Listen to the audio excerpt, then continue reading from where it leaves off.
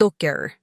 Nunca imaginé que un simple paseo matutino en Central Park terminaría con la policía rodeándome como si fuera una criminal. El mismo hijo que me había entregado un bolso sorpresa minutos antes fue la razón del caos. Mis manos temblaban tan violentamente que apenas podía respirar. Hoy voy a contarles algo que nunca pensé que compartiría. Y si por un segundo esto te resulta familiar, solo te pido que des me gusta a este video y te suscribas. Me ayudará a seguir abriendo mi corazón. Cada mañana me levantaba antes del estruendo del metro y los sonidos del despertar de la ciudad. A los 75 años, el aire fresco mordiendo mis mejillas, el aroma de hojas húmedas y pretzels calientes de los vendedores ambulantes era mi única compañía antes de que comenzaran las llamadas de mi hijo. Mi apartamento en el Upper West Side estaba lleno de fotografías descoloridas de días mejores. Mi esposo Harold sonriendo antes de su derrame cerebral. Mis hijos David y Sarah como niños pequeños aferrándose a helados en Coney Island. El silencio en esas habitaciones era agotador. Caminaba por los pisos de madera en mis gastadas pantuflas, pasando por la mesa de caoba donde solíamos reunirnos para las cenas dominicales. Esos eran los días en que David traía a sus amigos de la universidad a casa, y Sarah practicaba piano en la esquina, llenando nuestro hogar con Mozart y risas. Ahora el banco del piano acumulaba polvo, y la mesa del comedor servía como un monumento a la soledad. Ese jueves particular de octubre, me puse mi chaqueta de cuero gastada, la que Harold me compró para nuestro 30º aniversario. El cuero estaba agrietado ahora, como las líneas alrededor de mis ojos, pero de alguna manera todavía conservaba su aroma. Esperaba un paseo tranquilo por el parque, tal vez alimentar a los patos junto al estanque, ver a los corredores pasar con su juventud y energía, pero el regalo inesperado de mi hijo lo cambió todo. David apareció en mi puerta a las 7:30 en punto, lo cual era inusual. Normalmente, llamaba alrededor de las 10, después de su café y después de revisar sus carteras de acciones. Había heredado el ojo agudo de su padre para las inversiones, convirtiendo los modestos ahorros de Harold en lo que él llamaba activos sustanciales. David siempre hablaba de dinero con la reverencia que la mayoría de las personas reservan para la oración. «Buenos días, mamá», dijo, pero su sonrisa no llegó a sus ojos. Los mismos ojos azules que una vez brillaban cuando me mostraba sus boletas de calificaciones, ahora parecían calculadores. Llevaba un traje caro. Probablemente valía más que mi alquiler, y su cabello estaba perfectamente arreglado a pesar de la hora temprana. «Te traje algo especial», continuó, ofreciéndome un pequeño bolso de cuero. Era hermoso, tal vez Coach, con herrajes dorados que captaban la luz matutina que entraba por la ventana de mi cocina. «Pensé que necesitabas algo bonito para tus paseos. Debería haber sospechado. David no me había dado un regalo en 3 años. No desde el Día del Padre cuando le compré a Harold un libro que ni siquiera podía leer debido a su vista deteriorada, pero estaba tan hambrienta de su atención, tan desesperada por cualquier señal de que todavía le importaba a mi propio hijo, que lo acepté con manos temblorosas. «Gracias, cariño», susurré, con la voz quebrada por la emoción que intentaba ocultar. «Es hermoso». Besó mi frente rápidamente, como tachando una tarea de su lista. «Disfruta tu paseo, mamá. Te llamaré más tarde». Y se fue, dejando el débil aroma de colonia cara y algo más que no pude identificar. Algo que hizo que mi estómago se contrajera con inquietud. Transferí mis objetos esenciales al nuevo bolso. Mis gafas de lectura, pañuelos, los $20 que guardaba para emergencias, las llaves de mi apartamento y una pequeña foto de Harold de nuestra luna de miel. Habíamos sido tan jóvenes entonces, tan llenos de sueños sobre la fortuna que construiríamos juntos, el legado que dejaríamos a nuestros hijos. El aire de la mañana era fresco cuando salí a la calle 79. Nueva York se despertaba a mi alrededor. Las cafeterías abrían, su cálida luz derramándose sobre las aceras aún húmedas por el rocío.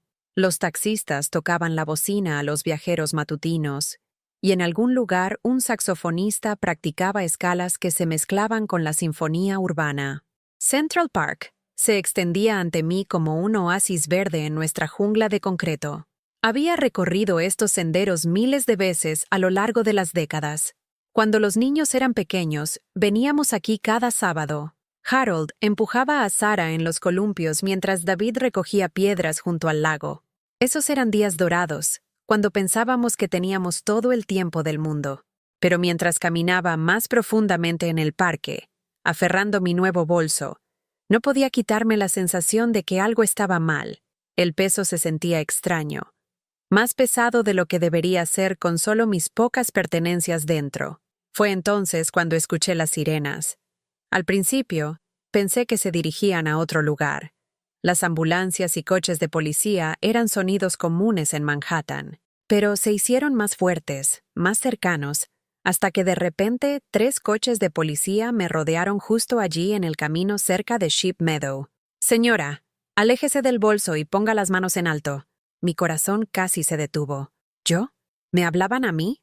Miré a mi alrededor, pensando seguramente había algún error, pero sus ojos estaban fijos en mí, en mi tembloroso cuerpo de 75 años, en el hermoso bolso de cuero que David me había dado apenas una hora antes. «Debe haber algún malentendido», balbuceé, pero mi voz salió como apenas un susurro. Un oficial, lo suficientemente joven para ser mi nieto, se acercó con cautela. Su mano descansaba sobre su arma. Nunca había visto un arma de cerca antes.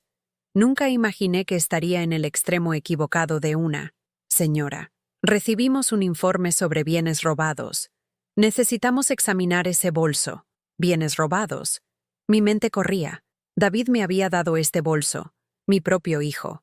Tenía que haber una explicación. Pero mientras el oficial abría el bolso con manos enguantadas, observé cómo cambió su expresión. Dentro, junto a mis gafas de lectura y los 20 de emergencia, había artículos que nunca había visto antes, joyas caras, tarjetas de crédito con nombres que no reconocía, y fajos de dinero en efectivo unidos con bandas elásticas. «Esto no es mío», susurré, pero incluso para mis propios oídos, las palabras sonaban huecas. Culpables. La peor parte no fueron las esposas, aunque cortaron mis muñecas artríticas como hielo. La peor parte no fueron las miradas de los corredores y paseadores de perros que se detuvieron para mirar el espectáculo. La peor parte fue la comprensión, lenta y nauseabunda, de que mi propio hijo me había tendido una trampa. Este era el mismo niño que había mecido durante las tormentas, el mismo niño por el que había trabajado turnos dobles para pagar su educación universitaria, el mismo hombre a quien le había dado miles de dólares a lo largo de los años siempre que afirmaba necesitar ayuda con inversiones o facturas. Mientras me llevaban al coche de policía, vi a David al otro lado de la calle, parcialmente oculto detrás de un carrito de hot dogs. Nuestros ojos se encontraron por un momento, y vi algo en su expresión que me rompió el corazón por completo. No sorpresa, no preocupación por su madre siendo arrestada, sino satisfacción, como si una transacción comercial se hubiera completado con éxito. Fue entonces cuando comprendí. Esto no era aleatorio, no era un error, estaba planeado. Durante 50 años, me entregué a mi familia. 50 años de sacrificio que comenzaron mucho antes de que David naciera. Cuando Harold y yo éramos recién casados, viviendo en un apartamento estudio en Queens, soñando con construir algo mejor. Recuerdo esos primeros días tan claramente ahora. Harold trabajaba en construcción durante el día y asistía a la escuela nocturna para su título de negocios. Yo limpiaba oficinas hasta las 3 de la mañana. Luego volvía a casa para prepararle el desayuno antes de que saliera al amanecer. Ahorrábamos cada centavo, invirtiendo en acciones cuando podíamos permitírnoslo, construyendo lentamente nuestra modesta fortuna, dólar a dólar. Cuando nació David, dejé el trabajo de limpieza para quedarme en casa. Cada cambio de pañal, cada noche sin dormir, cada fiebre y rasguño en la rodilla se convirtió en mi carrera a tiempo completo. Le preparaba su comida para bebé desde cero, cosía sus disfraces de Halloween. Pasaba horas ayudando con la tarea en esa misma mesa de caoba que ahora acumulaba polvo. «Mamá, ¿puedes transferirme algo de dinero?» Se volvió tan regular como las estaciones. Comenzó en la universidad. Pequeñas cantidades para libros de texto y planes de comidas. Eres la única en quien puedo confiar, decía, y esas palabras derretían mi resistencia cada vez. Pero las solicitudes crecieron. Encontré esta increíble oportunidad de inversión, mamá. Si pudieras prestarme 10,000, lo triplicaré en 6 meses. Luego 20,000 para un negocio que nunca se materializó. Luego 50,000 para lo que llamaba inversiones en criptomonedas, que asegurarían todas nuestras jubilaciones. Me sentaba en la oficina del gerente del banco, moviendo dinero de nuestra cuenta de ahorros a la cuenta corriente de David, diciéndome a mí misma que era una inversión en su futuro, en la seguridad financiera de nuestra familia.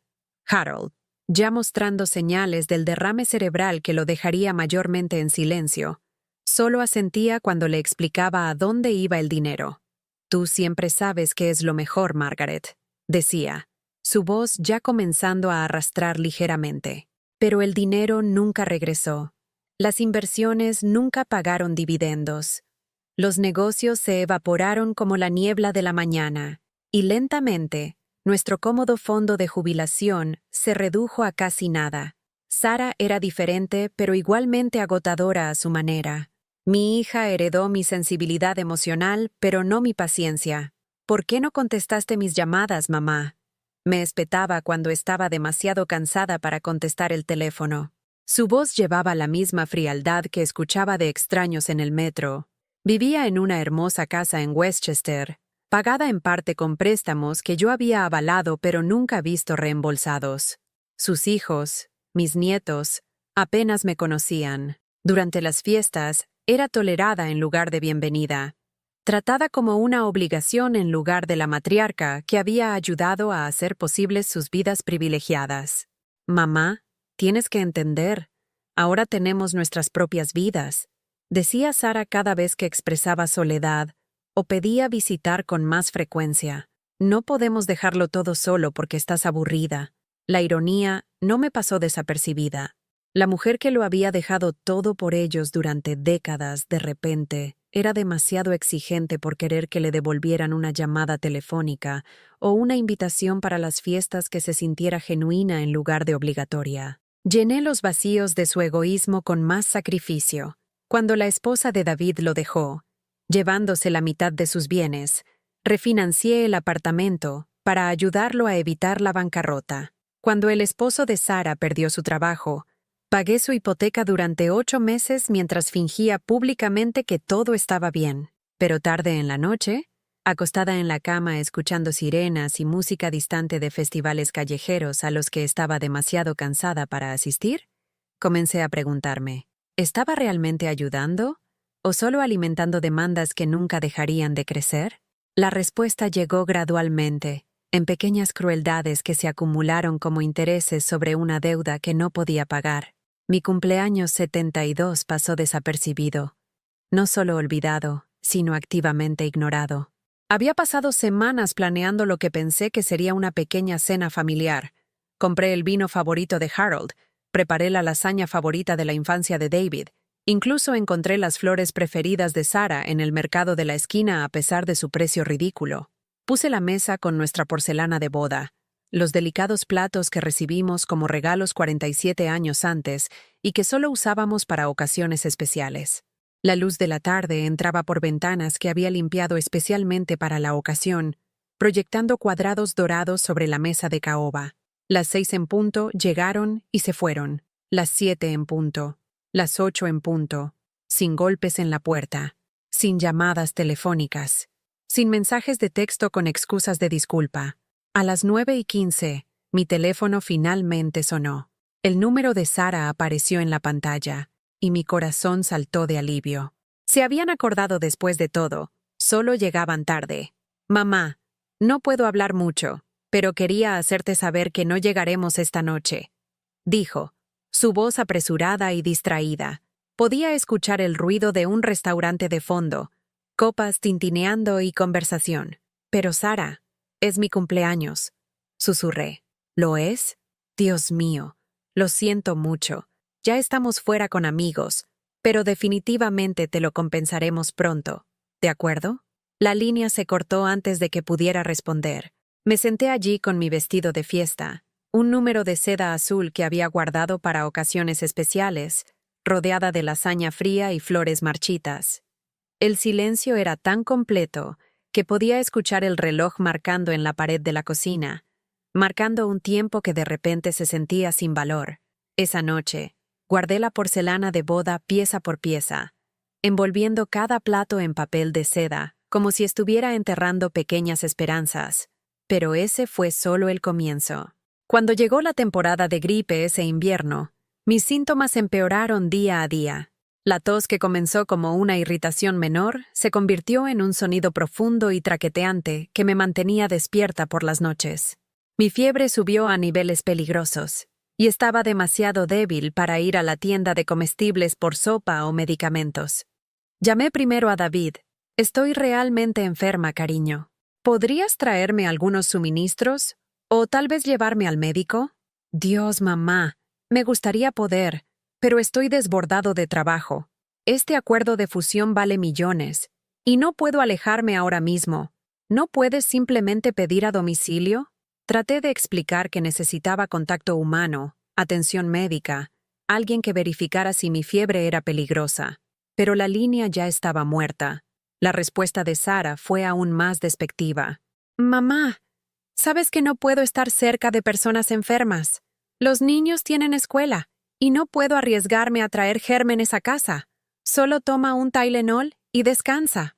Durante 5 días, luché contra la gripe sola en mi apartamento.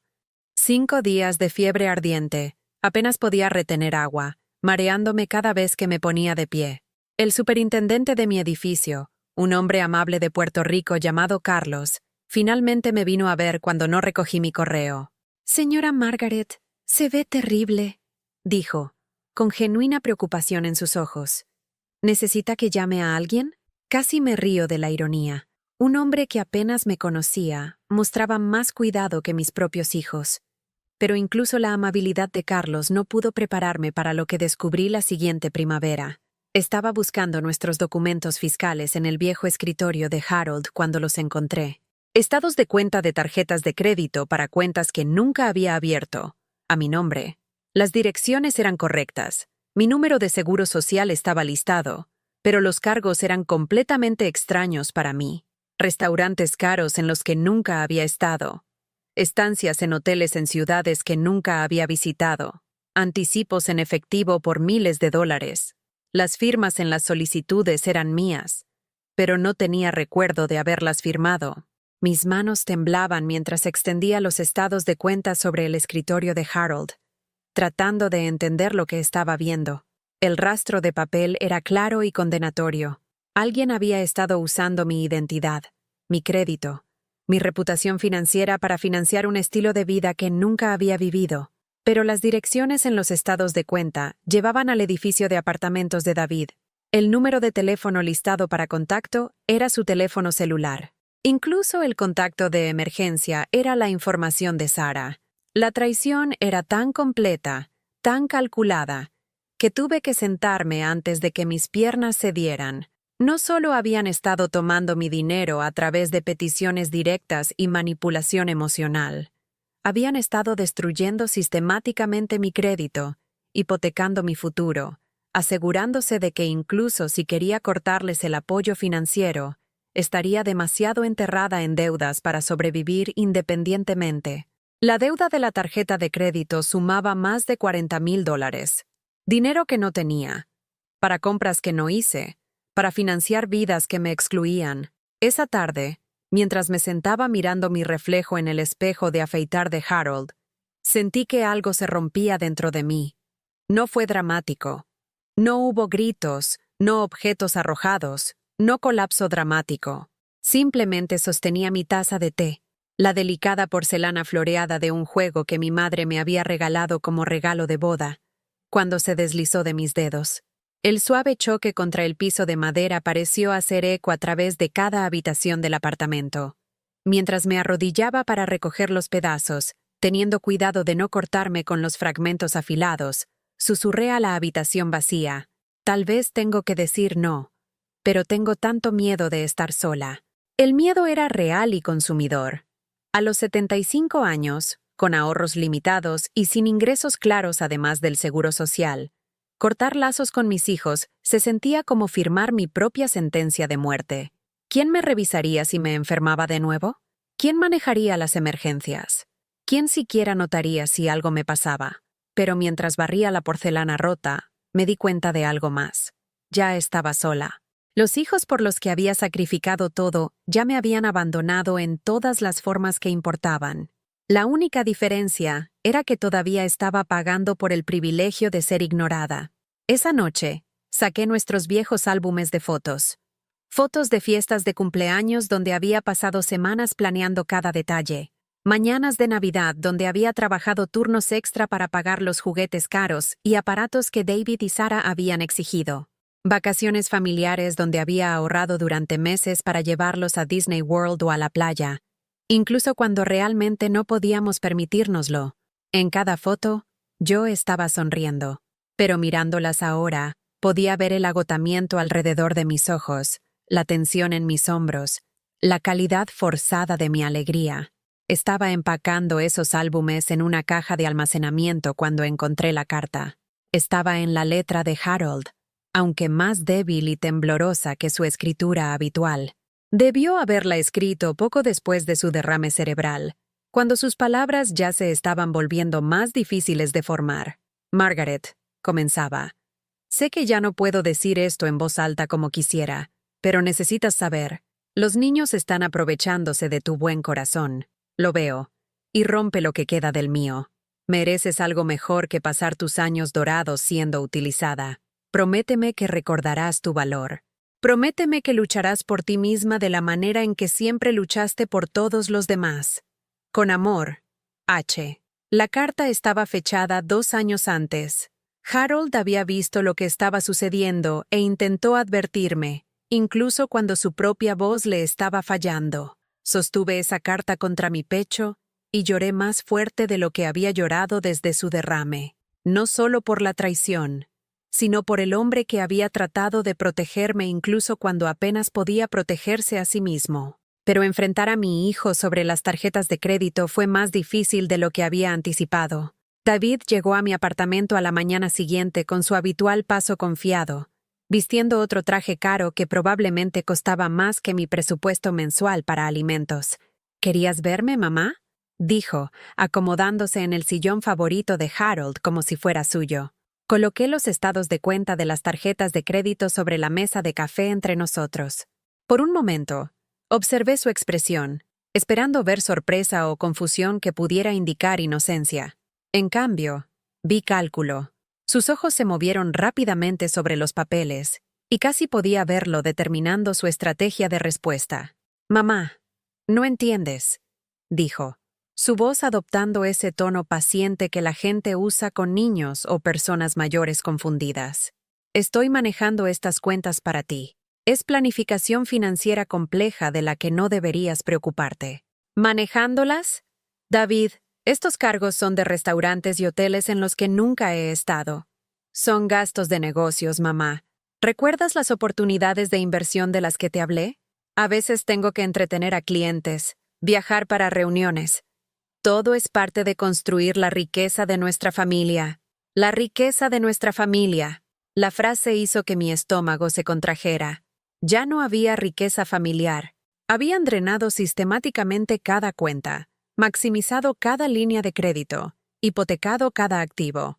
Pero David, mi puntaje de crédito ha caído a casi nada. Ni siquiera puedo calificar para una tarjeta de crédito de tienda. Los puntajes de crédito son solo números, mamá. Lo que importa son las inversiones que estamos construyendo. Estos sacrificios a corto plazo pagarán dividendos que harán que los problemas de crédito sean irrelevantes. Hablaba con tanta confianza, con tanta autoridad, que por un momento casi le creí. Este era mi hijo, después de todo, el niño que había criado, educado, apoyado a través de cada desafío. Seguramente no me lastimaría deliberadamente, pero entonces recordé la carta de Harold, y algo duro como el acero se formó en mi pecho. «Muéstrame», dije en voz baja, «muéstrame estas inversiones, muéstrame las cuentas, el papeleo, los rendimientos». Por primera vez, la confianza de David vaciló. «Mamá, es complicado. No entenderías los detalles técnicos. Inténtalo. Mira, solo necesitas confiar en mí. ¿Alguna vez te he dirigido mal? La pregunta quedó suspendida en el aire entre nosotros como una nube venenosa. ¿Alguna vez me había dirigido mal? Me había dicho que mi dinero estaba seguro mientras drenaba mis cuentas. Me había prometido visitas que nunca hizo, el reembolso de préstamos que nunca honró, respeto que nunca mostró. Sí, dije, mi voz apenas por encima de un susurro. Me has dirigido mal en casi todo. Su rostro se endureció. La máscara de hijo preocupado se deslizó, revelando algo más frío debajo. Bien, ¿quieres total transparencia? ¿Quieres microgestionar cada decisión financiera? Tal vez es hora de que Sara y yo nos alejemos por completo. Veamos cómo manejas todo por tu cuenta. Era una amenaza disfrazada de ultimátum. Compórtate, o serás abandonada por completo. Harold, sentado en su silla de ruedas junto a la ventana, de repente habló. Sus palabras eran arrastradas pero lo suficientemente claras. Déjala en paz, David. Ella ha dado suficiente. Era lo más que había dicho en meses, y el esfuerzo lo dejó exhausto. Pero David apenas miró en dirección a su padre. Papá no entiende la situación, dijo con desdén. Ni siquiera puede equilibrar una chequera. La crueldad de esa declaración, el desaire casual del hombre que había construido la fortuna que David estaba destruyendo sistemáticamente, me empujó más allá de un punto de quiebre que no sabía que existía. Sal, dije. Mamá, no seas dramática. Sal de mi casa, ahora. David se levantó lentamente, alisando su costosa chaqueta de traje. Bien, pero no me llames cuando necesites ayuda con facturas o emergencias. No esperes visitas o invitaciones para las fiestas. Y no esperes que ninguno de nosotros limpie el desastre cuando no puedas manejar las cosas por tu cuenta. La puerta se cerró de golpe detrás de él, con una finalidad que pareció hacer eco a través de cada habitación. Harold acercó su silla a donde yo estaba sentada temblando. Su mano nudosa encontró la mía. La apretó con la poca fuerza que le quedaba. Orgulloso de ti, susurró. Pero la respuesta de Sara fue aún peor. Cuando llamé para explicar lo que había sucedido con David, esperando comprensión o al menos neutralidad, su reacción fue inmediata y viciosa. «Mamá, nos estás avergonzando. ¿Te das cuenta de cómo se ve esto? Estás haciendo que David parezca una especie de criminal solo porque no entiendes las finanzas modernas. Sara, él abrió tarjetas de crédito a mi nombre sin permiso. Él estaba tratando de ayudarte a construir riqueza. En lugar de estar agradecida, lo estás atacando públicamente y creando drama familiar que nos afecta a todos. No he hecho nada público. Solo pedí una explicación. Bueno, las noticias se extienden en nuestra comunidad. La gente está hablando de cómo te has vuelto contra tus propios hijos después de todo lo que han hecho por ti. Es humillante. Todo lo que habían hecho por mí. Traté de pensar en un solo ejemplo, un solo gesto de genuino cuidado o apoyo durante la última década. ¿Qué han hecho exactamente por mí, Sara? Te visitan, te incluyen en eventos familiares, gestionan tus finanzas para que no tengas que preocuparte por decisiones de inversión complicadas. Cada afirmación estaba tan lejos de la realidad que sentí como si estuviera viviendo en un universo alternativo. Visitas que nunca sucedieron. Invitaciones que vinieron con condiciones y límites de tiempo. Gestión financiera que consistía en robo y fraude. Sara, ¿cuándo fue la última vez que me visitaste? Estuve allí para Navidad. Es mayo, cariño. Navidad fue hace 4 meses y te quedaste menos de 1 hora. Tengo mi propia familia ahora, mamá. Mis propias responsabilidades. No puedo pasar todo mi tiempo gestionando tus necesidades sociales. Mis necesidades sociales. Como si querer ver a mi hija y nietos ocasionalmente fuera alguna demanda irrazonable. Pero luego estaba Emily. Emily era la nieta de la señora Patterson, mi vecina de al lado. Una brillante estudiante universitaria que estudiaba trabajo social en NYU se había mudado temporalmente al apartamento de su abuela para ayudar con el cuidado mientras terminaba su título. La había notado en el pasillo, siempre cargando pesados libros de texto y llevando esa clase de expresión seria que me recordaba a mis propios hijos a esa edad. Era educada cuando pasábamos, sosteniendo puertas y ofreciendo sonrisas genuinas. Pero fue después de mi confrontación con David que Emily realmente entró en mi vida. Llamó a mi puerta esa noche, llevando un plato de galletas caseras y con una expresión preocupada.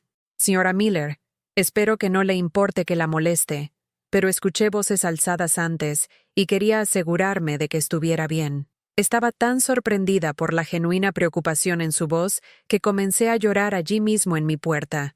«Oh, cariño, estoy bien. Solo desacuerdos familiares». Emily entró sin invitación, dejó las galletas y simplemente escuchó mientras le contaba todo. No solo sobre David y las tarjetas de crédito, sino sobre años de negligencia, manipulación y abuso financiero. No me interrumpió ni ofreció soluciones rápidas. No me dijo que estaba exagerando o malentendiendo. Simplemente escuchó con la atención enfocada que no había recibido de nadie en años. «Señora Miller», dijo finalmente, «lo que está describiendo suena como abuso financiero a personas mayores. Es más común de lo que la gente cree.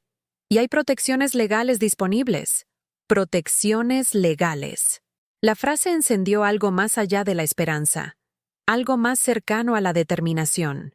Emily me ayudó a investigar abogados que se especializaban en casos de abuso a personas mayores. Me llevó a las citas, ayudó a organizar mis documentos financieros y, lo más importante, me creyó cuando describí lo que había estado sucediendo. Sus hijos la entrenaron para dudar de sus propias percepciones. Explicó una tarde mientras nos sentábamos organizando estados de cuenta bancarios. Se llama gaslighting. La convencieron de que su tratamiento era normal, que usted era el problema. El primer paso hacia la libertad llegó cuando Emily me animó a cambiar mis contraseñas bancarias y cerrar las tarjetas de crédito fraudulentas. «No», le dije al representante de servicio al cliente.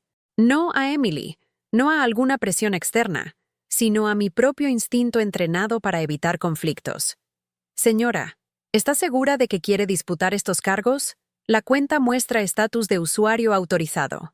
Nunca autoricé a nadie a usar mi nombre o crédito. Estos cargos son fraudulentos». La palabra se sentía extraña en mi boca. A lo largo de décadas de ser aprovechada, nunca había usado un lenguaje tan directo. Pero decirlo se sentía como quitarse un abrigo pesado en el primer día cálido de primavera. Dormí esa noche con un corazón tranquilo por primera vez en meses. Los ruidos de la ciudad afuera parecían distantes y menos invasivos. Incluso Harold parecía más relajado, como si mi recién encontrada resolución hubiera levantado alguna presión invisible de nuestro hogar. El siguiente paso fue reunirme con la abogada que Emily había recomendado, Janet Rodríguez.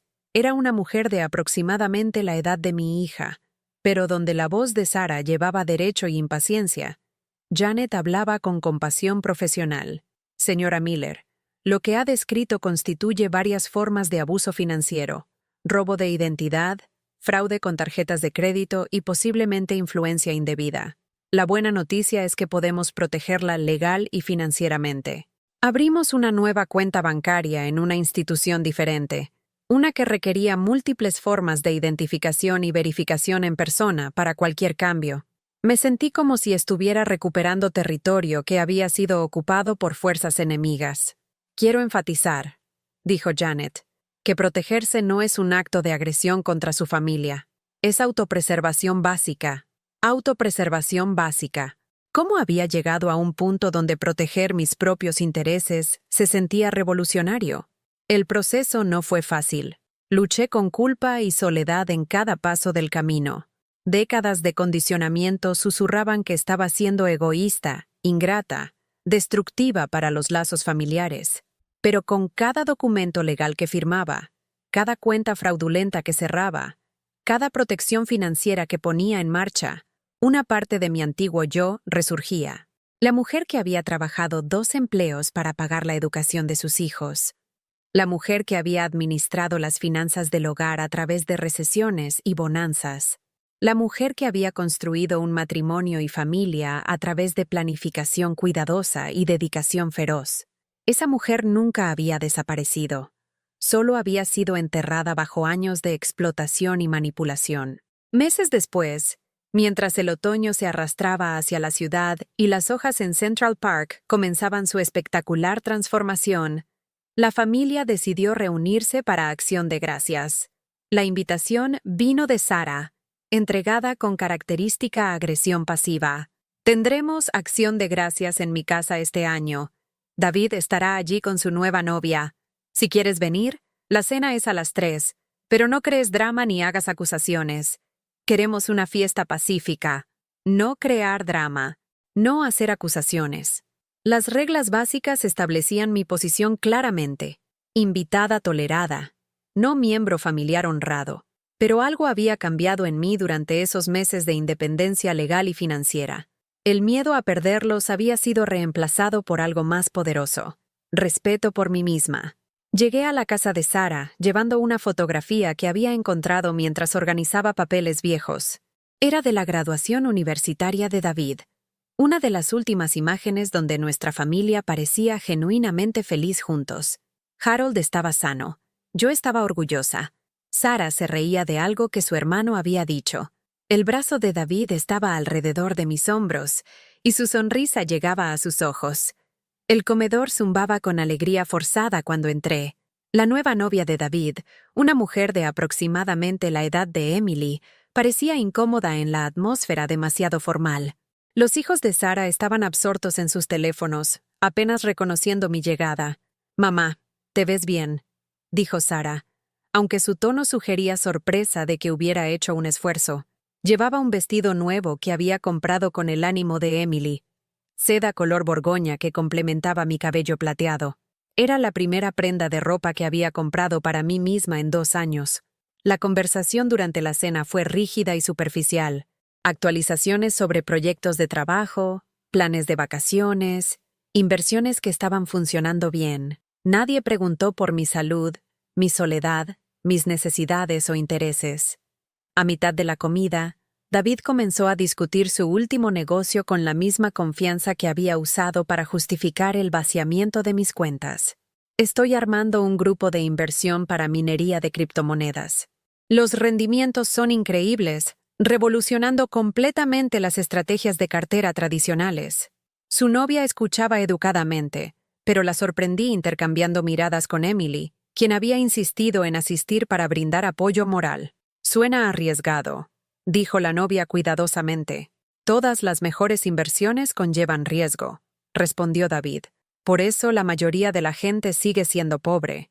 Tienen miedo de hacer los movimientos que crean verdadera riqueza.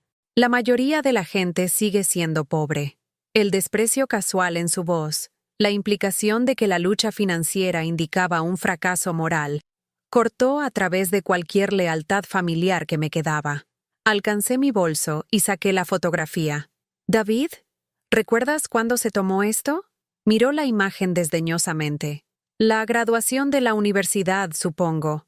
Tu graduación universitaria, la que trabajé turnos dobles para pagar, la que agradeciste en tu discurso por sacrificar tanto para hacer posible tu educación». La habitación quedó en silencio.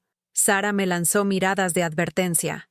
«Mamá, no necesitamos revivir historia antigua», dijo. «Tienes razón. No lo necesitamos». Me levanté lentamente, sosteniendo la fotografía con manos temblorosas. Con deliberada ceremonia, la rompí en 2. El sonido del papel rasgándose parecía imposiblemente fuerte en el repentino silencio. «Mi amor ya no puede ser comprado», dije, mi voz firme a pesar de las emociones que corrían a través de mí. «Y no puede ser robado o manipulado o dado por sentado».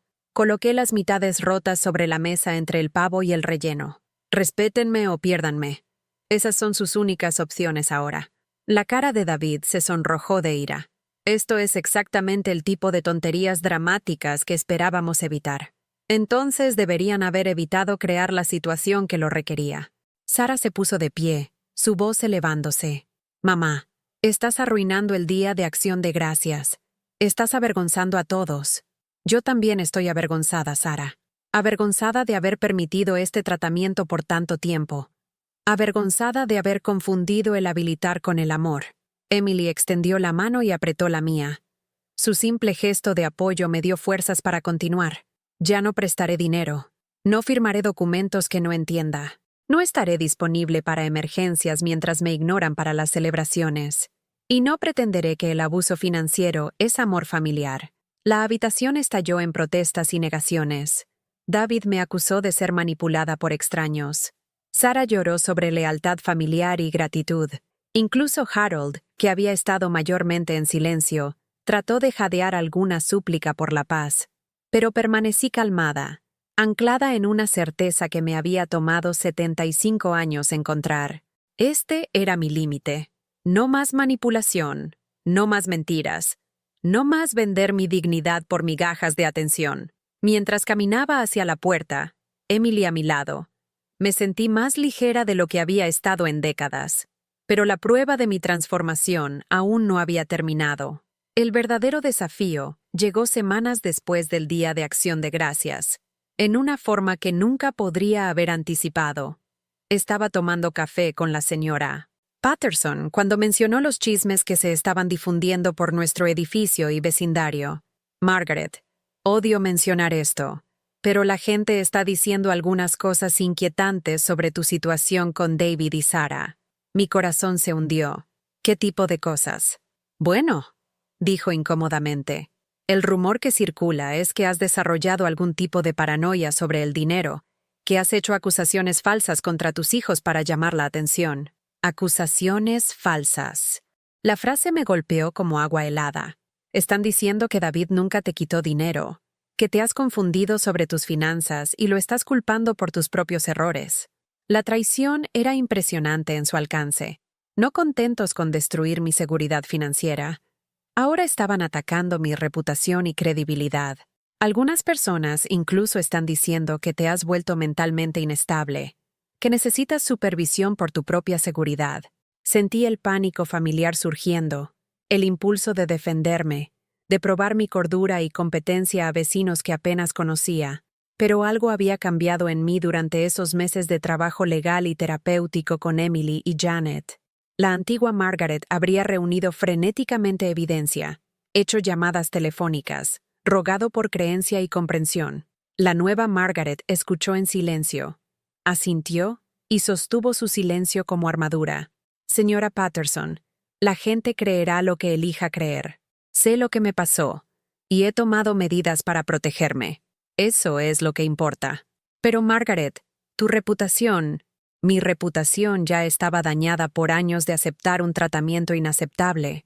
Un poco de chisme no puede lastimarme más de lo que ya me he lastimado a mí misma.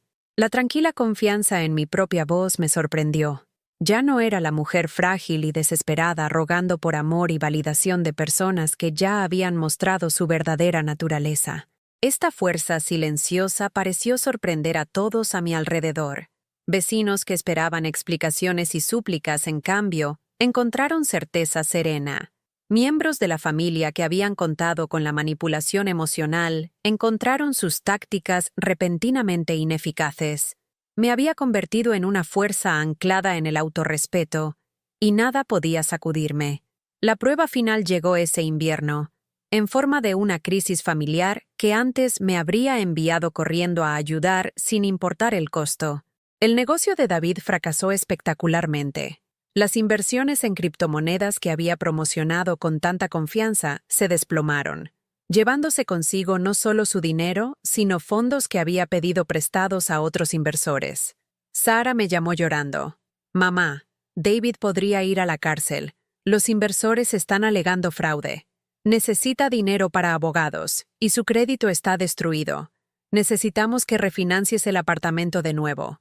La antigua Margaret habría estado en el banco en cuestión de horas, firmando cualquier papel necesario para salvar a su hijo de las consecuencias de sus acciones. La nueva Margaret escuchó cuidadosamente y respondió con calma medida. Sara, lamento que David esté en problemas, pero no puedo ayudar financieramente. Pero mamá, es tu hijo. Podría perderlo todo. Ha perdido todo antes, y lo he rescatado antes. No le enseñó responsabilidad entonces, y no lo hará ahora. La gente pensará que eres una madre terrible si permites que tu propio hijo enfrente bancarrota y posible tiempo en prisión. La gente ha pensado muchas cosas sobre mí a lo largo de los años. La mayoría de ellas estaban equivocadas. La conversación continuó durante 30 minutos, con Sara pasando por cada táctica de manipulación que había funcionado en el pasado. Culpa, miedo, obligación, amenazas de abandono. Pero permanecí inmóvil. No porque no amara a David, sino porque finalmente comprendí que habilitar su comportamiento destructivo no era amor en absoluto. Cuando llegó la primavera, di un paso que habría sido inimaginable un año antes. Emily había mencionado una clase comunitaria de arte ofrecida a través del Centro para Personas Mayores local, algo que había descartado durante años como frívolo. Solía pintar. Le dije a Emily una tarde mientras caminábamos por el parque. Antes de casarme, en realidad pensé en estudiar arte en la universidad. ¿Qué te detuvo? La pregunta era simple, pero la respuesta reveló décadas de elecciones hechas en beneficio de otras personas en lugar del mío propio. La vida me detuvo. Matrimonio, hijos, responsabilidades. Nunca hubo tiempo para algo tan poco práctico. ¿Crees que podría haber tiempo ahora? La pregunta de Emily resonó en mi mente durante días. Tenía 75 años, financieramente segura por primera vez en años, y de repente libre de las obligaciones emocionales que habían consumido mi vida adulta. Tal vez había tiempo ahora. Tal vez siempre había habido tiempo. Y simplemente lo había regalado a personas que no lo valoraban. La clase de arte del centro comunitario se reunía los martes por la mañana en una habitación luminosa con vista a un pequeño jardín. La instructora, una profesora de arte jubilada llamada Patricia, me dio la bienvenida con genuina calidez. ¿Has pintado antes, Margaret? No durante unos 50 años. Bueno, tus manos recuerdan más de lo que piensas. Tenía razón. Mientras mezclaba colores en la paleta, sintiendo la suave frescura de la pintura entre pinceles y lienzo, algo largamente latente despertó en mí. Mi primera pintura era terrible según cualquier estándar objetivo. Las proporciones estaban mal, los colores turbios, la composición de aficionado, pero era mía. Cada pincelada representaba tiempo dedicado a algo que elegí, algo que me trajo alegría sin servir a la agenda de nadie más. Cada martes, regresaba a esa habitación luminosa y pintaba. Paisajes de memoria, retratos de Harold en sus días saludables, expresiones abstractas de emociones que nunca me había permitido sentir completamente. Los otros estudiantes variaban en edad de 60 a 85 años. Algunos eran artistas consumados que regresaban a una vieja pasión, otros principiantes completos como yo, pero todos compartíamos algo precioso. Tiempo que nos pertenecía solo a nosotros. Patricia alentaba la experimentación y la toma de riesgos de maneras que mi familia nunca había hecho. El arte no se trata de perfección, Margaret. Se trata de expresión. ¿Qué quieres decir con esta pieza? Quiero decir que todavía estoy aquí, pensé. Quiero decir que a pesar de todo, todavía hay belleza en mí esperando ser descubierta. Una mañana llegué a clase usando un abrigo nuevo. Era turquesa brillante, un color que siempre había amado pero nunca me atreví a usar. Sara había dicho una vez que me hacía parecer desesperada por atención, así que me había apegado a negros y grises durante años. Pero en ese estudio de arte, rodeada de caballetes y lienzos y personas que apreciaban elecciones audaces, el abrigo turquesa se sentía como una bandera de independencia. Hermoso color, dijo Patricia aprobadoramente. Combina con tu espíritu. Mi espíritu. ¿Cuándo fue la última vez que alguien había notado o comentado sobre mi espíritu? Emily se unió a mí para visitas a galerías los fines de semana. Caminábamos por el Met o el MoMA, discutiendo técnica e interpretación, viendo obras maestras familiares con ojos recién educados por nuestras propias luchas creativas. Desearía haber fomentado mis intereses artísticos cuando los niños eran pequeños. Confié durante una de estas salidas. Todavía puedes fomentarlos ahora, respondió Emily. Nunca es demasiado tarde para convertirte en quien estabas destinada a ser.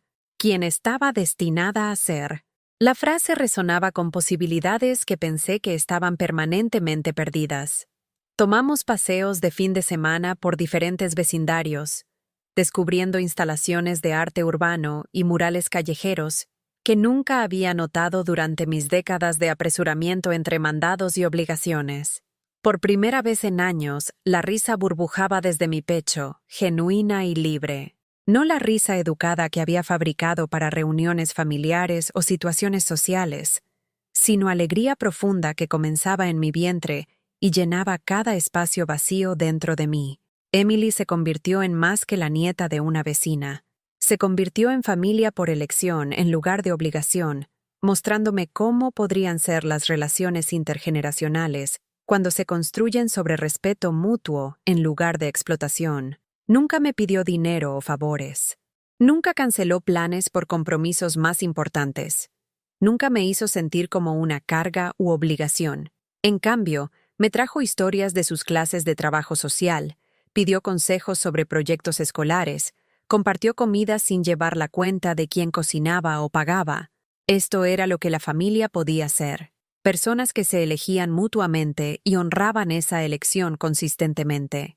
Ahora, 6 meses después de esa terrible mañana en Central Park, cuando la policía me rodeó debido a la traición de mi hijo, me siento en mi pequeño balcón mirando la puesta de sol del río Hudson. El cielo está pintado en tonos de fuego y esperanza, colores que habrían parecido imposibles de capturar en lienzo cuando estaba atrapada en la prisión gris de la obligación familiar. He empacado el dolor de esos años no como una pérdida, sino como educación en lo que nunca aceptaré de nuevo. El apartamento se siente diferente ahora. Harold y yo nos hemos acomodado en una rutina que honra sus limitaciones mientras respeta mi independencia. Él no puede protegerme como lo hizo una vez, pero ya no necesito protección. He aprendido a protegerme a mí misma. La mesa del comedor alberga materiales de arte ahora en lugar de acumular polvo. Pinceles y pinturas han reemplazado los arreglos formales que esperaban cenas familiares que nunca llegaron. Sara llama ocasionalmente, generalmente cuando necesita algo o quiere probar si mis límites se han suavizado. Escucho educadamente y rechazo educadamente, ya no temerosa de su desaprobación. David no se ha puesto en contacto directamente conmigo desde que comenzaron sus problemas legales, aunque escucho actualizaciones a través de conocidos mutuos. Ha logrado evitar la cárcel, pero perdió la mayoría de sus activos. Los inversores se conformaron con centavos por dólar en lugar de perseguir litigios prolongados. Siento tristeza por su situación, pero no culpa. Es un adulto que tomó decisiones, y las consecuencias son parte del aprendizaje. El caso de abuso financiero todavía está trabajando a través de canales legales. Janet espera que recuperemos algo del dinero robado, aunque no todo. Pero la verdadera victoria no fue monetaria. Fue aprender que merecía mejor trato del que había estado aceptando. Mi puntaje de crédito se ha recuperado lentamente a medida que las cuentas fraudulentas fueron cerradas y los pagos legítimos se reanudaron. Tengo suficiente dinero para mis necesidades básicas y pequeños placeres como materiales de arte y membresías de museo. Más importante aún, tengo algo que había perdido hace décadas: respeto por mi propio juicio y valor. El centro comunitario se ha convertido en un centro de amistades inesperadas. Patricia me invitó a mostrar 2 de mis pinturas en la exposición de estudiantes de primavera. No son obras maestras, pero representan algo profundo: tiempo y energía dedicados a mi propia alegría. La señora Patterson y yo nos hemos acercado, compartiendo historias sobre matrimonios, hijos y la compleja navegación del envejecimiento con dignidad. Ella está lidiando con sus propias decepciones familiares, y nos apoyamos mutuamente sin tratar de arreglar o resolver nada. Emily comienza la escuela de posgrado en trabajo social el próximo otoño. Se está mudando a un apartamento más grande, pero prometió mantenerse en contacto. He ofrecido ayudar con los gastos de mudanza, un regalo libremente dado en lugar de una obligación extraída. Señora Miller, me ha enseñado tanto sobre resiliencia como cualquier libro de texto podría, me dijo recientemente. Gracias por permitirme ser parte de su transformación, parte de mi transformación. La frase captura algo hermoso sobre las relaciones auténticas. Cambian a ambas personas involucradas. Algunas noches, trato de imaginar cómo sería mi vida si no hubiera encontrado el valor para decir no esa primera vez. Si hubiera continuado aceptando el abuso financiero y la negligencia emocional como dinámicas familiares normales, estaría más quebrada, más sola y atrapada en ciclos de explotación que habrían continuado hasta que muriera. Mis hijos habrían heredado lo que quedara de mis activos sin haber conocido o valorado verdaderamente a mí como persona. En cambio, estoy pintando atardeceres y planeando un viaje de fin de semana a los Finger Lakes con una clase de cerámica del centro para personas mayores. Estoy leyendo novelas que elijo en lugar de documentos financieros que no entiendo. Estoy durmiendo toda la noche sin ansiedad sobre las demandas del mañana. Lo más notable, ya no tengo miedo de estar sola. La soledad se ha convertido en un regalo en lugar de un castigo. La mujer que una vez rogó por migajas de atención de personas que la trataban con desprecio, ha descubierto que su propia compañía es realmente bastante agradable. La vida me enseñó duras lecciones sobre el amor, la familia y la autoestima, pero también me obsequió con un renacimiento a una edad en que muchas personas asumen que el crecimiento ha terminado. Pero mi historia no termina ahí. La vida tenía más lecciones que enseñarme, más sorpresas que desarrollar, más sanación que ofrecer. 3 meses después de esa transformadora cena de acción de gracias, recibí una llamada telefónica inesperada que pondría a prueba todo lo que había aprendido sobre perdón y límites. Era la novia de David, la joven mujer que se había visto tan incómoda durante nuestra reunión familiar. Su nombre era Jessica, y su voz llevaba un nerviosismo que inmediatamente me recordó a mi yo más joven. Señora Miller, espero que no le importe que la llame directamente. Conseguí su número del teléfono de David, pero él no sabe que me estoy comunicando con usted. Mi primer instinto fue colgar.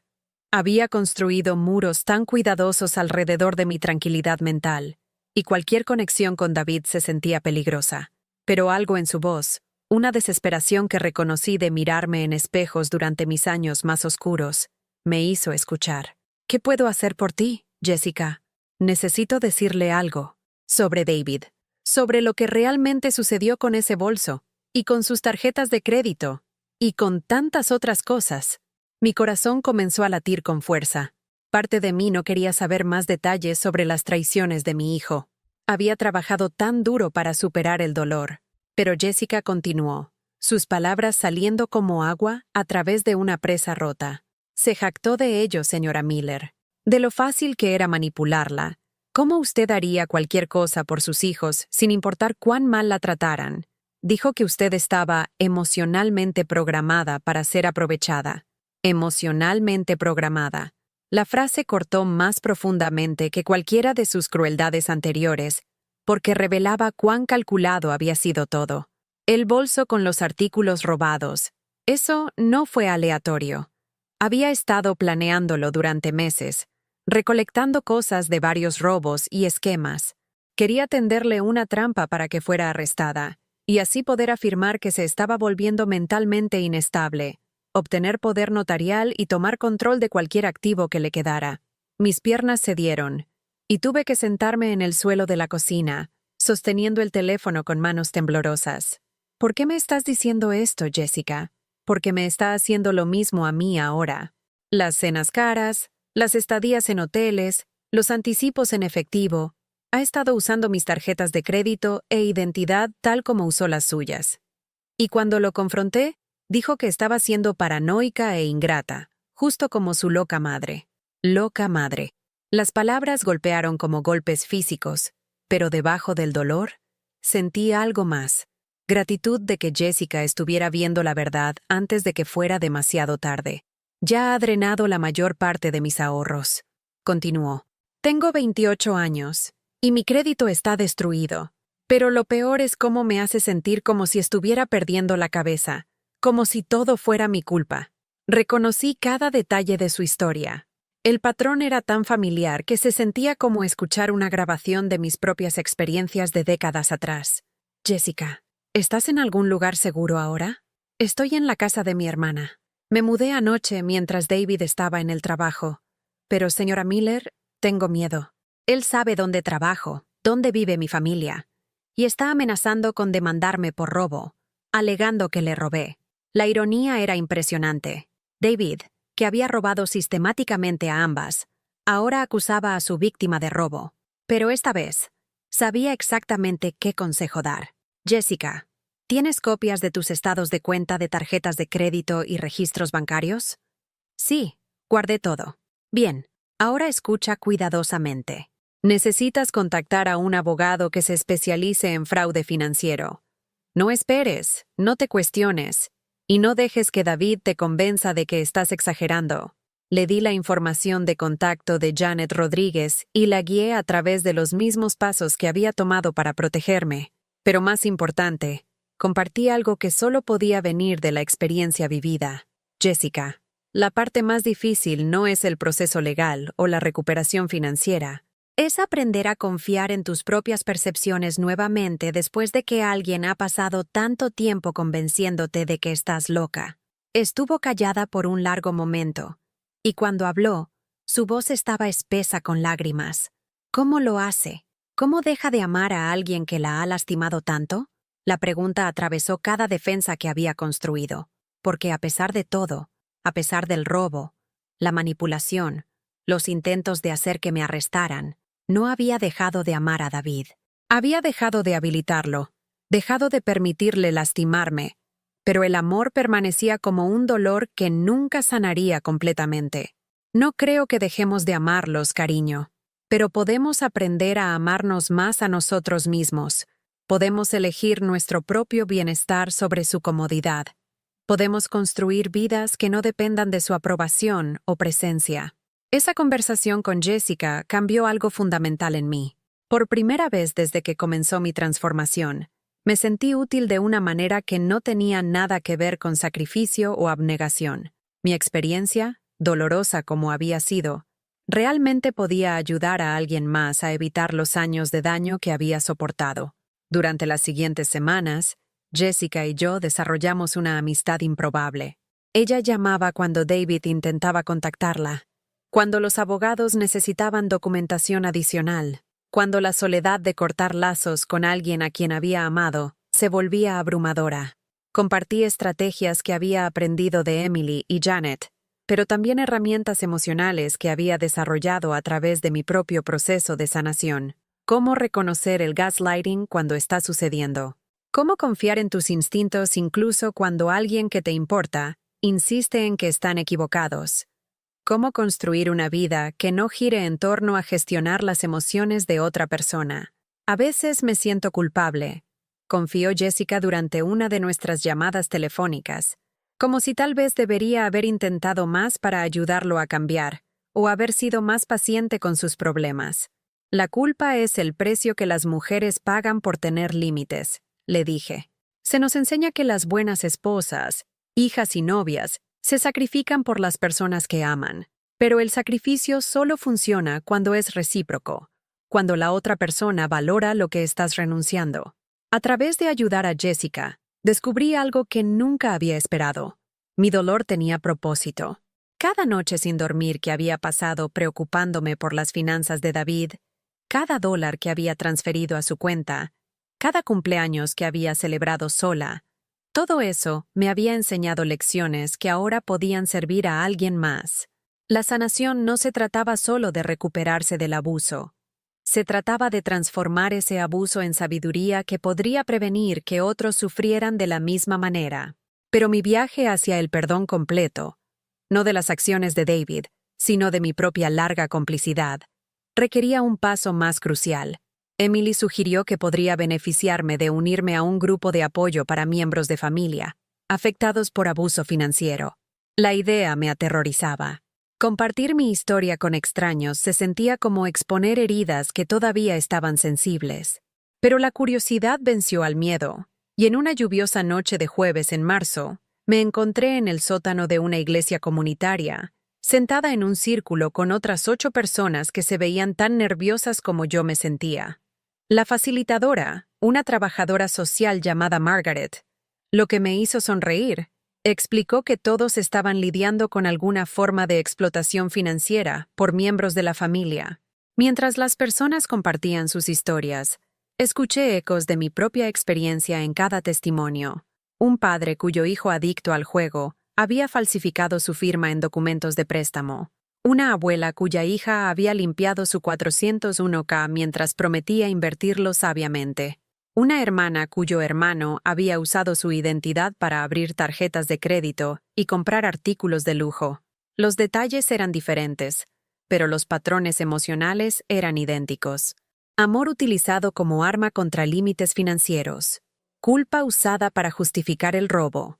Lealtad familiar explotada para habilitar comportamiento destructivo. Cuando llegó mi turno de hablar, las palabras fluyeron más fácilmente de lo que había esperado. Mi nombre es Margaret, y mi hijo pasó años drenando sistemáticamente mis cuentas bancarias mientras me convencía de que era por mi propio bien. La parte más difícil no fue perder el dinero, fue darme cuenta de que la persona que había criado y amado se había convertido en alguien capaz de tal crueldad calculada. Asentimientos de reconocimiento circularon por la habitación. Estas personas entendían el dolor particular de ser traicionado por alguien a quien habrías muerto por proteger. Pero a medida que pasaban las semanas, noté que las conversaciones de nuestro grupo no se centraban en nuestra victimización. En cambio, hablábamos sobre recuperación, sobre construir límites más fuertes, sobre encontrar propósito en nuestra supervivencia. Una noche, Margaret, la facilitadora, preguntó si alguien quería compartir lo que había aprendido sobre sí mismo a través de esta experiencia. Aprendí que confundí el amor con el control, dijo Patricia, cuya hija había robado su herencia. Pensé que habilitar sus malas decisiones la estaba ayudando, pero realmente solo estaba impidiendo que enfrentara consecuencias que podrían haber cambiado su comportamiento. Aprendí que ser generoso no significa ser estúpido, agregó Frank, cuyo hermano había malversado fondos de su negocio familiar. Hay una diferencia entre ayudar a alguien y ser aprovechado. Cuando llegó mi turno, me sorprendí con lo que salió. Aprendí que tenía valor más allá de lo que podía proporcionar a otras personas. Durante 75 años, me di mi valía por cuánto podía sacrificar por mi familia. Pero el sacrificio sin reciprocidad no es amor, es explotación, y no ayuda a nadie a crecer.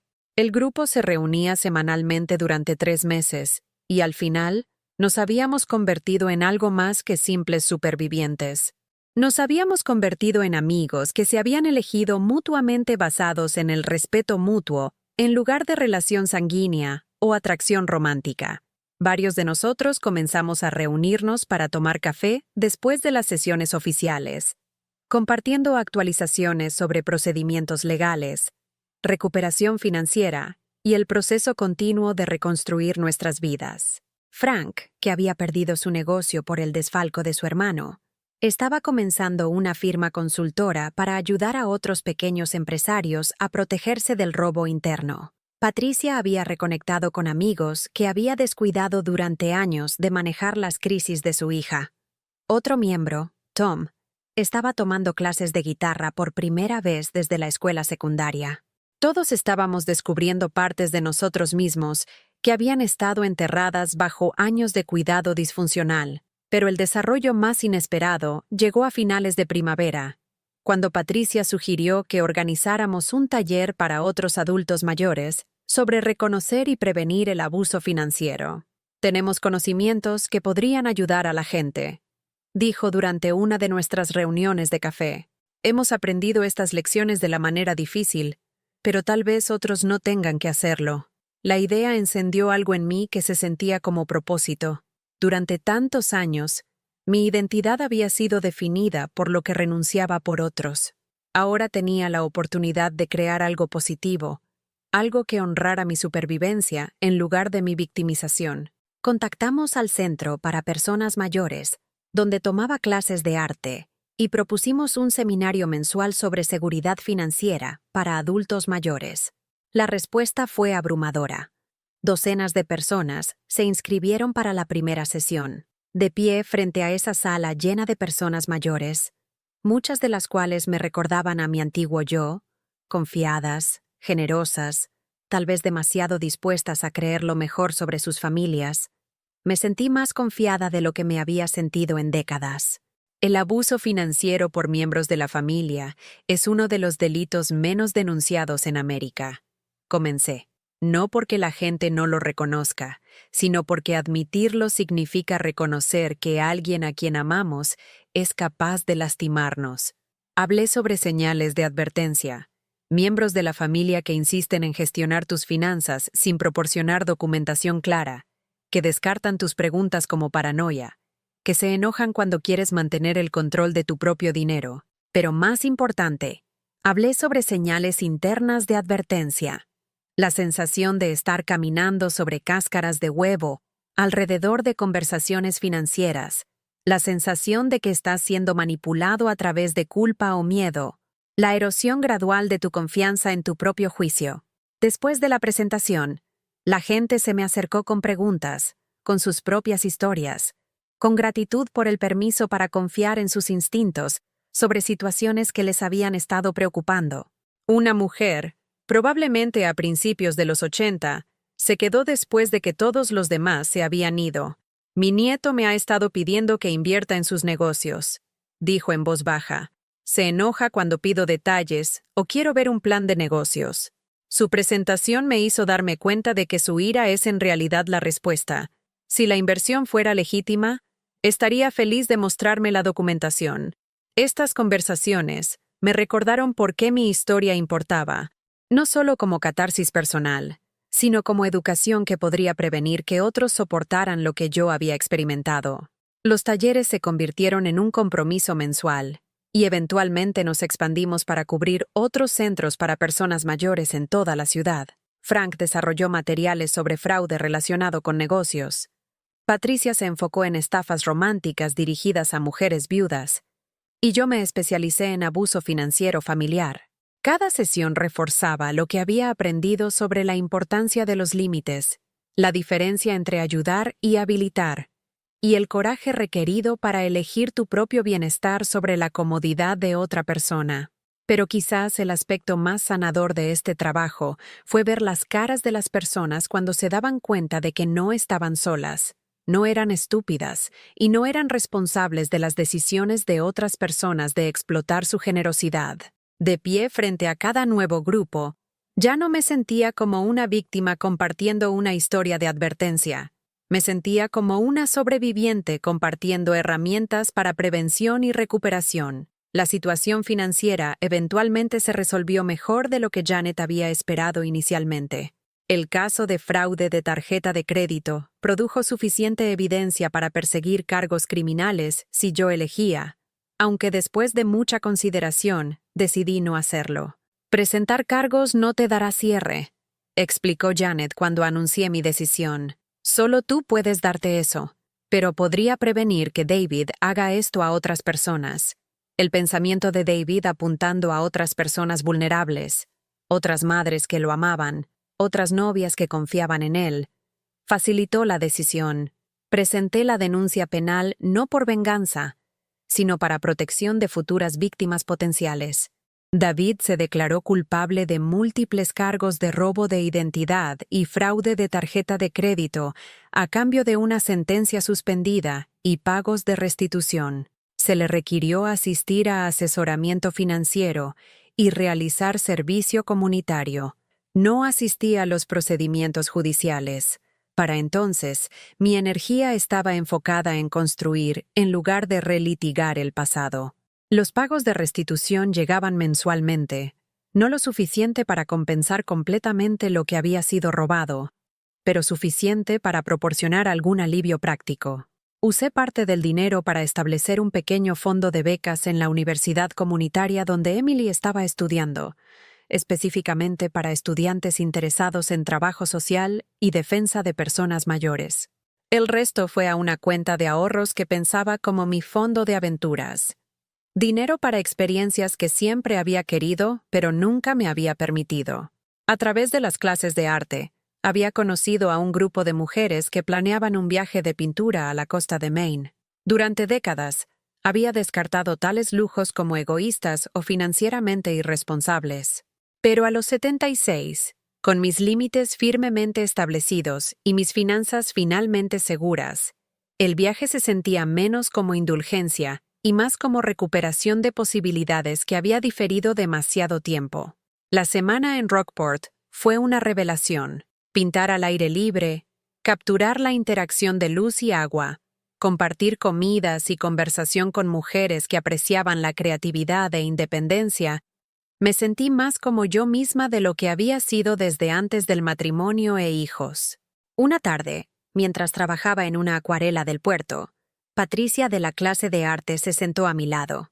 Pareces diferente últimamente, Margaret. Más sólida, de alguna manera. Me siento diferente. Como si finalmente supiera quién soy fuera de lo que otras personas necesitan de mí. Eso es todo un logro a cualquier edad. Ciertamente lo era. La mayoría de las personas pasan sus vidas enteras sin claridad sobre su identidad central, sobre lo que quieren, sobre lo que están dispuestas a aceptar y lo que se niegan a tolerar. Yo había tenido la inusual experiencia de perderme por completo y luego conscientemente elegir en quién convertirme durante la recuperación. La mujer que había construido de las cenizas de mi antigua vida era más fuerte, más clara y mucho más interesante que la mujer que se había dedicado enteramente a la felicidad de otras personas. Para el otoño, la salud de Harold había declinado significativamente. Los derrames cerebrales habían dificultado la comunicación, pero sus ojos todavía seguían mis movimientos alrededor del apartamento. Todavía se iluminaban cuando compartía historias sobre la clase de arte, o los talleres, o mis nuevas amistades. Había contratado a una ayudante de tiempo parcial para ayudar con su cuidado físico, usando dinero del fondo de restitución. Pero el cuidado emocional, leerle, poner su música favorita, incluirlo en conversaciones incluso cuando no podía responder, seguía siendo mi responsabilidad y privilegio.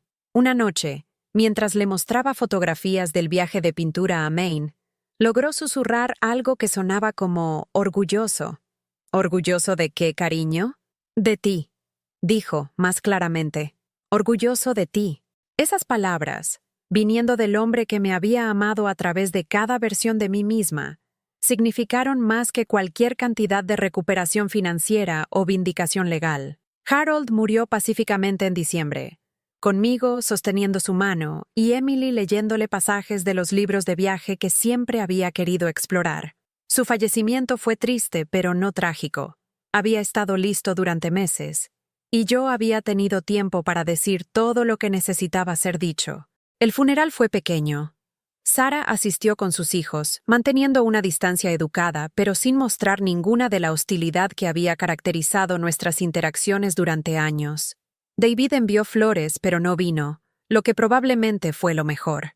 Emily entregó un elogio que se centró en la fuerza tranquila de Harold y su devoción a la familia, evitando cuidadosamente cualquier mención de los conflictos que habían marcado nuestros años finales juntos. Después del servicio, mientras estaba junto a la tumba de Harold en el cementerio con vista al río Hudson, Sarah se me acercó vacilante. «Mamá, quiero que sepas que lo siento. No solo por papá, sino por todo. Estaba equivocada al descartar tus preocupaciones sobre David y equivocada al hacerte sentir que tus necesidades no importaban». La disculpa me sorprendió por su sinceridad. Sarah había madurado durante nuestros meses de distanciamiento, tal vez reconociendo algunas verdades incómodas sobre su propio comportamiento.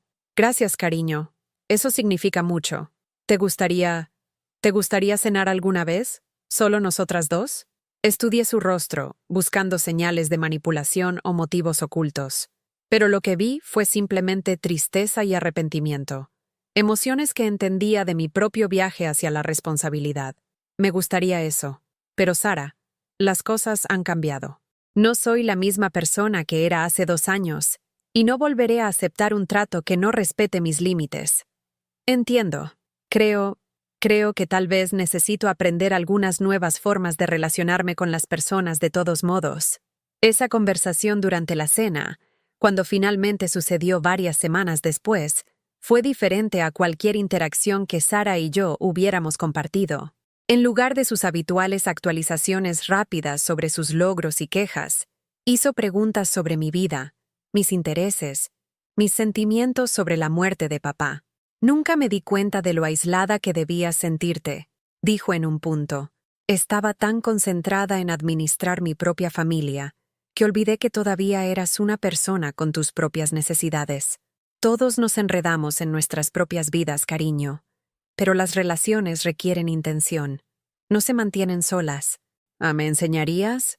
Quiero decir, ¿Serías paciente mientras descubro cómo ser una mejor hija y madre?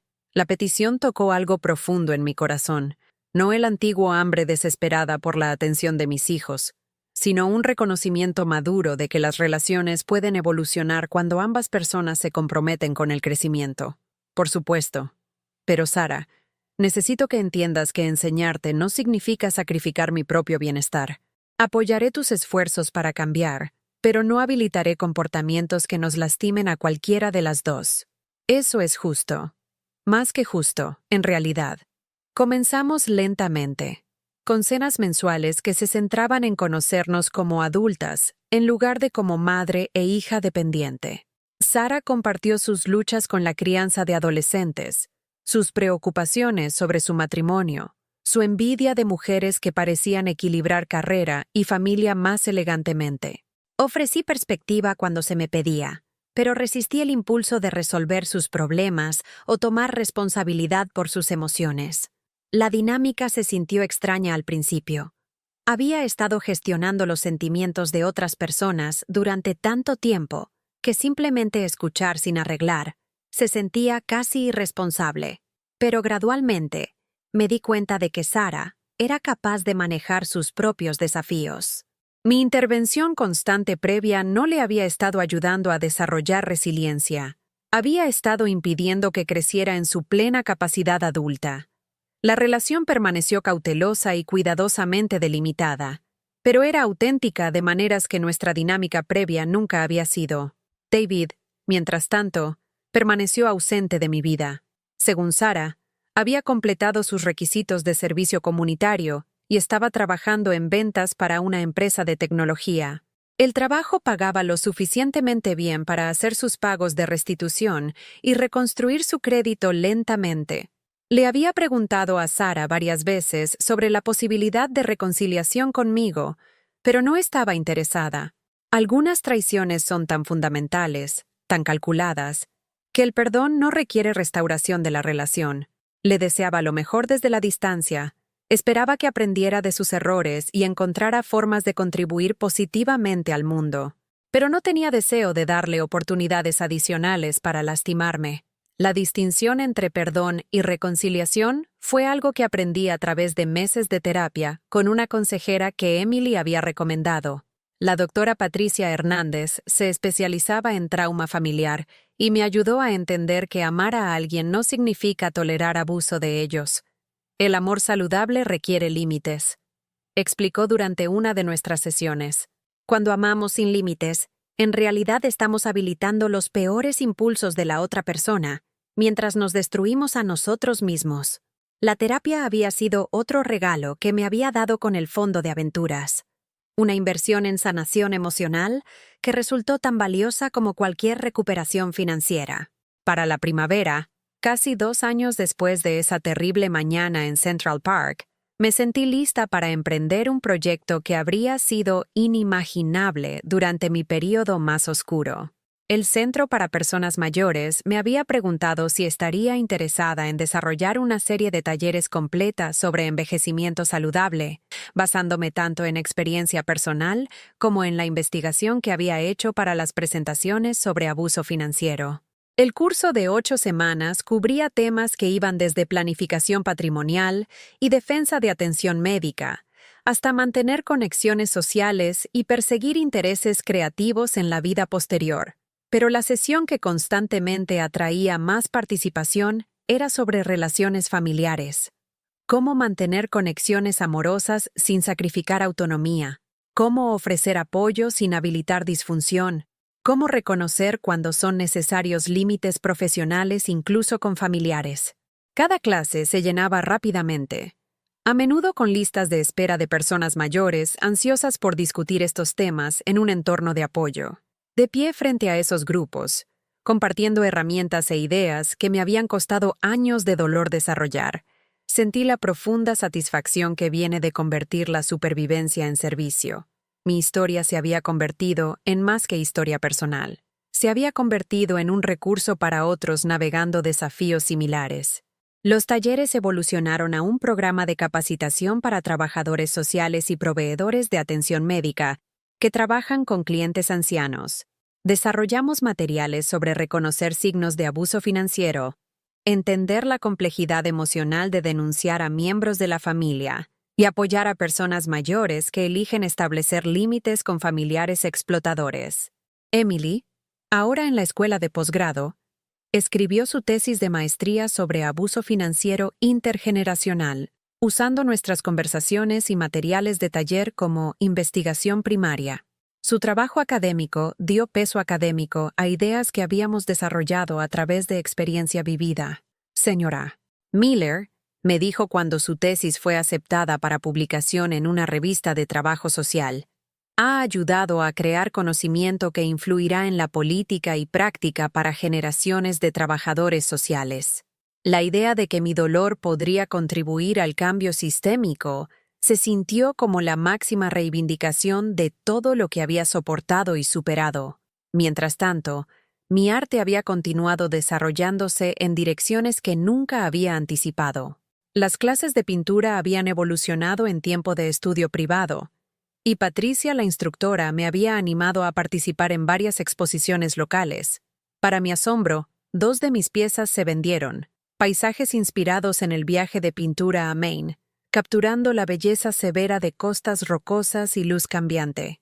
Los compradores eran extraños que simplemente respondieron a algo en el trabajo, personas que querían vivir con imágenes que había creado desde mi propia visión y experiencia. La validación era completamente diferente de la aprobación familiar que había perseguido durante décadas. Este reconocimiento vino de ofrecer algo auténtico al mundo, en lugar de sacrificarme por el beneficio de otros. Usé el dinero de las ventas de arte para financiar un pequeño programa de becas para adultos mayores que querían perseguir intereses creativos, pero carecían de recursos financieros. El programa, administrado a través del centro comunitario, proporcionaba materiales de arte y tarifas de clase para personas mayores, cuyos ingresos fijos no podían acomodar tales lujos. Dar se sentía diferente ahora, intencional y delimitado en lugar de compulsivo y agotador. Podía ofrecer apoyo sin agotarme, crear cambio positivo sin sacrificar mi propio bienestar. Mientras me acerco a mi cumpleaños 77, estoy planeando una celebración que habría sido imposible durante mis años de servidumbre familiar. Una pequeña cena con amigos que he elegido, con comida que disfruto, centrada en conversaciones que me interesan. Emily estará allí, junto con varias mujeres de la clase de arte, Patricia y Frank del grupo de apoyo, y mi vecina, la señora Patterson, cuya amistad se ha profundizado en genuino afecto a través de experiencias compartidas de envejecer con dignidad. Sara ha sido invitada y ha aceptado, entendiendo que es bienvenida como invitada en lugar de como el centro de atención. La velada celebrará mi supervivencia y crecimiento en lugar de servir como otra oportunidad para que miembros de la familia extraigan labor emocional de mí.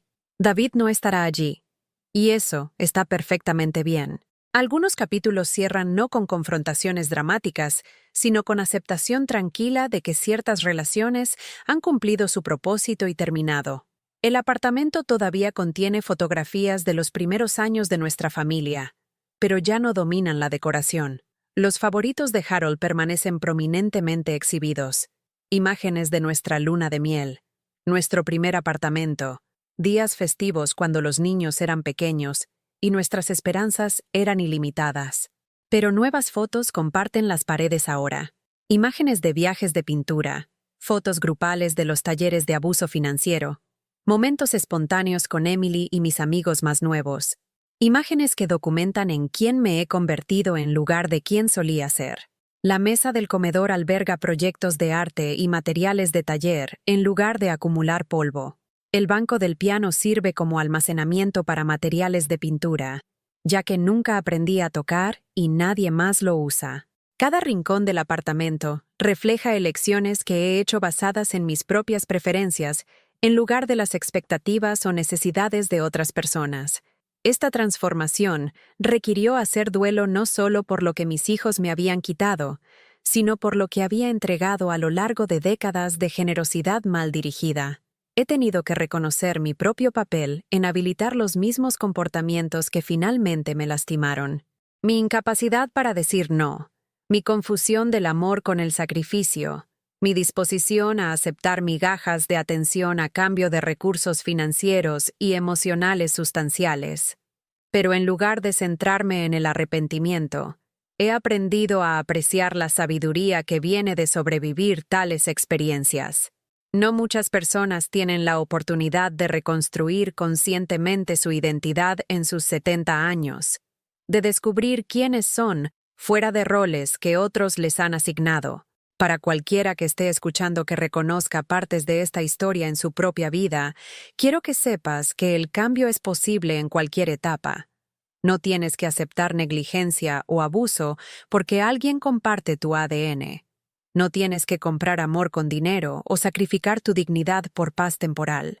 Tu valor no está determinado por cuánto otros toman de ti. Está determinado por cuánto te valoras a ti mismo. Establecer límites no es egoísta. Es esencial. Proteger tus recursos no es codicioso. Es responsable. Esperar respeto no es exigente. Es dignidad humana básica. Las personas que realmente te aman se adaptarán a dinámicas de relación más saludables. Las personas que resisten tus límites probablemente nunca te amaron realmente. Te estaban usando. Es aterrador arriesgarse a perder relaciones, incluso disfuncionales. Pero lo que descubrí es que no estaba perdiendo relaciones realmente. Estaba terminando transacciones disfrazadas de amor. Las conexiones auténticas que las reemplazaron son menores en número pero infinitas en valor. Si tienes 75 años y piensas que es demasiado tarde para cambiar tu vida, estoy aquí para decirte que no lo es. Si eres más joven y te preguntas si debes tolerar un trato que sabes que está mal, estoy aquí para decirte que no esperes tanto como yo. Cada día que pasas aceptando menos de lo que mereces es un día que no puedes recuperar. Pero cada día que eliges diferente es un día que reclamas tu propia vida. A veces lo más amoroso que puedes hacer por alguien es dejar de habilitar su comportamiento destructivo. A veces lo más generoso que puedes hacer es guardar tus recursos para ti mismo. A veces la elección más orientada a la familia es alejarse de miembros de la familia que no saben cómo amarte adecuadamente. Estas lecciones llegaron tarde en mi vida, pero llegaron con sincronización perfecta. Tuve exactamente las experiencias que necesitaba para entender su valor. Mi esperanza es que compartir esta historia pueda ayudar a alguien más a aprender estas lecciones antes, o con menos dolor, o con más apoyo del que yo tuve. ¿Alguna vez has vivido algo similar? ¿Te has encontrado dando más de lo que recibías hasta que no quedaba nada de ti mismo? Me encantaría escuchar tus historias en los comentarios a continuación. Y si este video resonó contigo, por favor dale me gusta y suscríbete para ayudar a que este mensaje llegue a alguien que necesita escucharlo esta noche. Recuerda, eres digno de un amor que no te cueste todo lo que tienes. Eres valioso exactamente como eres, no solo por lo que puedes proporcionar a otros. Tu vida te pertenece a ti, y nunca es demasiado tarde para comenzar a vivirla en tus propios términos. Gracias por escuchar mi historia. Gracias por ayudarme a mantener mi corazón abierto compartiendo la tuya.